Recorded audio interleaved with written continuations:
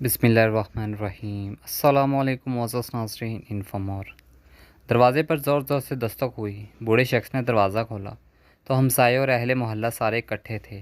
تیور تو غصے والے تھے، جنہیں دیکھ کر گھر سے برآمد ہونے والے بزرگ تھوڑا سا پریشان ہوئے اور پوچھا، کیا بات ہے؟ سب خیریت ہے نا؟ خیریت کہاں ہے بھائی، تمہارا لڑکا آئے روز ہمارے گھر کی دیواروں پر کوئلے سے پتہ نہیں کیا نقش و نگار بناتا رہتا ہے۔ ساری دیواریں اس نے کالی کر رکھی ہیں۔ تم اپنے لاڈلے کو منع کیوں نہیں کرتے؟ اسے سمجھاؤ ورنہ اچھا نہیں ہوگا۔ بڑے میاں نے وقتی طور پر اہل محلہ کو سمجھا بجھا کر بھیج تو دیا، لیکن وہ اس شکایت سے قدرے نالاں بھی تھے۔ بیٹے کو سمجھایا، یار باز آ جا، کیوں تو لوگوں کو تنگ کرتا ہے، اپنی پڑھائی پر دھیان دے اور آئندہ شکایت کا موقع نہ دینا۔ بیٹے نے سر جھکا کر سن تو لیا، لیکن وہ باز رہنے والا کہاں تھا۔ یہ آڑی ترچھی لکیریں تو اس کا شوق تھا، اور شوق سے لا تعلقی کون اختیار کر سکتا ہے؟ پھر اس لڑکے نے باپ کا مان رکھتے ہوئے دیواروں کو کالا کرنا ترک تو کر دیا، لیکن دیواروں کے علاوہ جو بھی خالی جگہ ملتی وہاں وہ چاک یا کوئلے سے کچھ نہ کچھ بناتا رہتا۔ یوں یہ شوق پروان چڑھتا رہا۔ اسکول میں اساتذہ کی غیر موجودگی میں تختے سیاہ پر چاک کی مدد سے وہ اپنے شوق کی تکمیل کرتا رہتا۔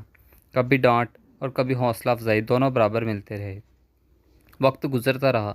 اسکول میں منعقد خطاطی اور خوشنویسی کے مقابلوں میں حصہ لینا شروع کر دیا۔ جو بھی لکھا ہوا یا بنایا ہوا نمونہ دیکھتا، اسے ہو بہو چاک کی مدد سے بنا لیتا۔ خوشنویسی کے قواعدوں یا خطوطوں کی پہچان تو اسے بالکل بھی نہیں تھی، لیکن جیسا بھی مشکل سے مشکل خط ہوتا وہ اسے کاغذ پر اتار لیتا۔ کوئی پوچھتا کہ یہ خط کون سا سٹائل ہے، تو وہ بتا نہیں سکتا تھا، کیونکہ اس کے پاس باقاعدہ تعلیم تو نہیں تھی، نہ ہی پہچان تھی۔ کلاس پہ سب سے پہلے آتا، چاک سے تختے سیاہ پر اپنی مشق کرتا رہتا۔ باقی ہم جماعتوں اور اساتذہ کے آنے سے پہلے وہ ٹھیک ٹھاک مشق کر لیتا، اور اگر کبھی کبھار کوئی استاد دیکھ لیتا تو حیران رہ جاتا کہ نو عمر اور نو آموز بچے کا اتنا عمدہ خوش خط۔ آہستہ آہستہ اس کی مشق میں پختگی تو آ گئی، لیکن باقاعدہ رہنمائی سے محروم ہی رہا۔ اسکول میں کوئی خطاطی کا استاد نہیں تھا، اور آرٹ یا ڈرائنگ کا استاد تو اسے تھوڑا بہت سکھا تو دیتا، لیکن وہ لڑکا ان استادوں سے زیادہ بہتر لکھ لیتا تھا۔ چھوٹے چھوٹے مقابلے جیتتا رہا، محلے میں بھی بینرز اور اشتہار لکھنے والے کی حیثیت سے پہچان بنوا لی۔ اسی دوران میٹرک کر لی اور آگے تعلیم جاری رکھنا مشکل ہو گیا تو اسکول جانا چھوڑ دیا۔ برش اور رنگ لیتا اور گلیوں محلوں میں نکل جاتا، لوگوں کی دکانوں پر نام لکھتا، بینرز لکھتا اور چند پیسے کماتا۔ اس کام سے اسے تسکین نہیں مل رہی تھی۔ وہ اس کام کو اپنا اوڑھنا بچھونا بنانا چاہتا تھا، لیکن اسے کوئی راہ نہیں مل رہی تھی۔ اسکول جب چھوڑ دیا تو وقت کی فراوانی بھی ہو گئی اور کام میں روانی بھی ہو گئی۔ ایک دن اسے کہیں سے ایک کتاب مل گئی جس کا نام تھا خوش خطی سیکھیں۔ اس کتاب میں اردو اور عربی کے خطوطوں کے متعلق معلومات تھی، جیسے برش، قلم اور رنگوں کی بنیادی معلومات۔ اس نے وہ کتاب حفظ کر لی اور خطوں کی شکل یاد کر کے ان کی مشق شروع کر دی۔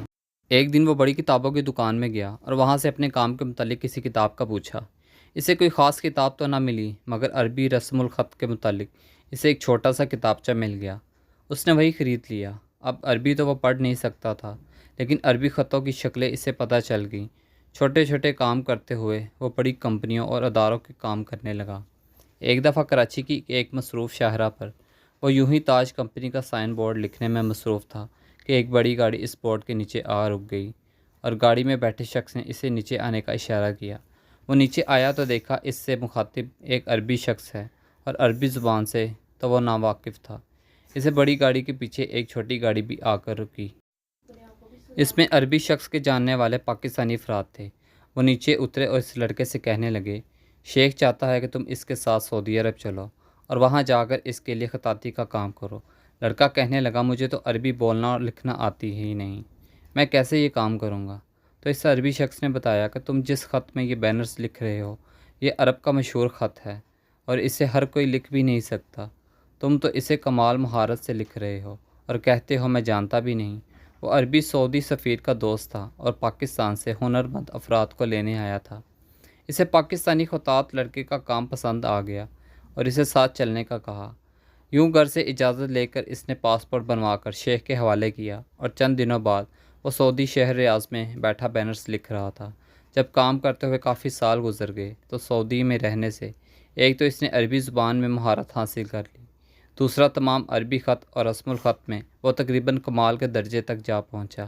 اس کا کفیل اچھا آدمی تھا اور اس پاکستانی خطاط کو بے پناہ عزت بھی کرتا تھا۔ وہ اپنے کفیل سے اجازت لے کر کئی بار عمرہ اور زیارتیں وغیرہ بھی کر آیا۔ ایک دفعہ مدینہ منورہ میں مسجد نبوی صلی اللہ علیہ وسلم کے اندر نماز ادا کرتے ہوئے اس کے دل میں خواہش نے جنم لیا کہ کاش مجھے موقع ملے اور مسجد نبوی صلی اللہ علیہ وآلہ وسلم کے اندر اپنے ہاتھ سے ایک تختی پر ایسی خطاطی کروں کہ دنیا حیران رہ جائے۔ یہ خواہش لے کر وہاں سے ریاض آ گیا۔ کام کاج کرتا رہا، وقت گزرتا رہا، لیکن خواہش برابر پروان چڑھتی رہی۔ ایک بار اس نے کہیں سے سنا کہ مدینہ منورہ میں اعلان ہوا کہ دنیا بھر سے خطاط حضرات کو دعوت ہے کہ وہ ایک مقررہ تاریخ پر ایک مخصوص رسم الخط میں ایک مخصوص عبارت لکھ کر جمع کروائیں۔ جو خطاط اس مقابلے میں پہلی پوزیشن حاصل کرنے میں کامیاب ہو گیا، اسے مسجد نبوی صلی اللہ علیہ وآلہ وسلم کا خطاط مقرر کیا جائے گا۔ اسے لگا جیسے اس کی خواہش پوری ہونے کا وقت آ گیا ہے۔ وہ وہاں گیا تو دیکھا وہاں دنیا بھر سے ایسے ایسے خطاط اپنا کام لے کر آئے تھے کہ ان سب کے سامنے اس کی حیثیت کچھ بھی نہیں تھی۔ وہ گیا اور اپنا کام پیش کرنے کی خواہش کی، لیکن کسی نے بھی اسے سنجیدہ نہ لیا۔ نہ تو وہ معروف تھا اور نہ ہی اس کا کوئی کام ایسا تھا جو مشہور ہو، اور اوپر سے وہ کتابت کی جگہ سائن بورڈ اور بینرز لکھنے والا اور پھر اہل زبان بھی نہیں، اور یوں اسے حصہ نہ لینے دیا گیا اور وہ مایوس ہو کر ریاض لوٹ آیا۔ مقابلے کے اختتام کا وقت قریب تھا اور اس کی ایک بھی نہیں چل رہی تھی۔ تقریباً اس نے دل چھوڑ ہی دیا تھا کہ اس کی دکان پر ایک عربی آیا۔ اس نے کہا مجھے فلاں سائنس کی تختی خط تسلط میں چاہیے۔ اس نے لکھ دی تو وہ حیران رہ گیا کہ اتنے چند ریالوں میں اتنا بہترین کام تو کوئی بھی نہیں کرتا۔ اس نے کہا تم میرے ساتھ چلو اور میرے لیے کام کرو، وہاں معاوضہ دگنا ملے گا۔ اس لڑکے نے انکار کر دیا تو وہ عربی کہنے لگا میں ایک دکان مدینہ منورہ میں کھولنا چاہ رہا ہوں، اگر کوئی دوسرا خطاط ہوا تو بتانا۔ جب اس لڑکے نے مدینہ منورہ کا نام سنا تو کہا مجھے لے چلو، میں وہاں کام کروں گا۔ اسے ایک امید لگ گئی کہ شاید میرا وسیلہ بن جائے۔ یوں وہ کسی نہ کسی طرح پہلے مہربان کفیل کو تقریباً ناراض ہی کر کے مدینہ منورہ چلا گیا۔ مقابلے کے اختتام کا وقت قریب تھا اور نئے کفیل کے ساتھ کام کاج بہت زیادہ تھا۔ دکان چھوڑ کر نکلنا بڑا مشکل تھا۔ نیا کفیل اس کے کام سے بے حد درجے خوش تھا اور اس جیسے کام تو سعودیہ میں کوئی دوسرا کرنے والا تھا ہی نہیں۔ کفیل تو یوں تھا جیسے اس کا مرید ہو گیا ہو، اسے بہترین کھانا کھلاتا، جب بھی ملتا تو ہاتھ اور ماتھا چومتا، قرض بڑی آؤ بھگت کرتا۔ اس نے ایک دن کفیل سے اپنا مدعا بیان کیا کہ میں مسجد نبوی صلی اللہ علیہ وآلہ وسلم میں خطاطی کے مقابلے میں حصہ لینا چاہتا ہوں، میری کچھ مدد کر دو۔ کفیل نے اس کی بات مان لی اور اپنے جاننے والوں سے کہلوا کر اسے کسی طرح اس مقابلے تک لے ہی گیا۔ بڑی مشکل سے اس کا نام رجسٹر ہوا اور اسے مقابلے کے لیے بطور نمونہ پہلے ایک عبارت لکھوائی گئی، پھر اسے شریک کیا گیا۔ یوں اس کی لکھی ہوئی تختی اور وہ اس مقابلے میں شریک ہو گئے۔ مقابلہ ختم ہوا اور نتائج کا اعلان کا دن تھا۔ دنیا بھر سے ماہر اساتذہ کے درمیان اس کا کیا حیثیت رکھتا تھا۔ بہرحال مقابلے کے نتیجے کا اعلان ہوا اور خلاف توقع وہ دنیا بھر کے ماہر خطاطوں کو پچھاڑ کر اول انعام کا حقدار ٹھہرا۔ امام الحرم اور جوہری نے جب اس خطاط کا نام اور ملک پوچھا تو کہنے لگا شفیق الزمان پاکستان سے۔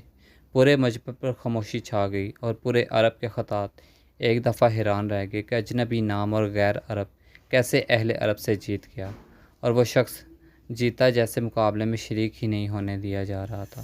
یوں جناب محترم شفیق الزمان کی خوش نصیبی اور سعادت کو کہاں ایک تختی لگانے کی خواہش اور کہاں دور و دیوار منور کرنے کے لیے مسجد نبوی صلی اللہ علیہ وسلم کا خطاط مقرر کیا گیا۔ آہستہ آہستہ وہ وہاں کے تمام خطوطوں کے استاد بن گئے۔ آج سعودی عرب میں نصف صدی کے لگ بھگ حصہ گزرنے کے بعد مسجد نبوی صلی اللہ علیہ وسلم کے در دیوار پر 85% کام شفیق الزمان کے ہاتھوں کا لکھا ہوا ہے۔ حتیٰ کہ جس دروازے پر باب الاسلام سے داخل ہو کر اور جس مقام پر پہنچ کر سارا عالم اسلام میں روزہ اقدس صلی اللہ علیہ وسلم پر حاضری اور اسلام کی سعادت حاصل کرتا ہے، ان تمام جگہوں کو شفیق الزمان کے قلم اور برش نے مزید کر رکھا ہے۔ ایک اجمی کا خطاط المسجد نبوی صلی اللہ علیہ وسلم پانا ایک معجزہ اور ایک سعادت سے کم نہیں۔ آج حرم مکی کے امام حرم مدنی کے خطاب سے ملنے میں سعادت اور فخر سمجھتے ہیں، اور حرمین شریفین کے تمام خطاطی کے کاموں کے لیے شفیق الزمان سے مشاورت کی جاتی ہے۔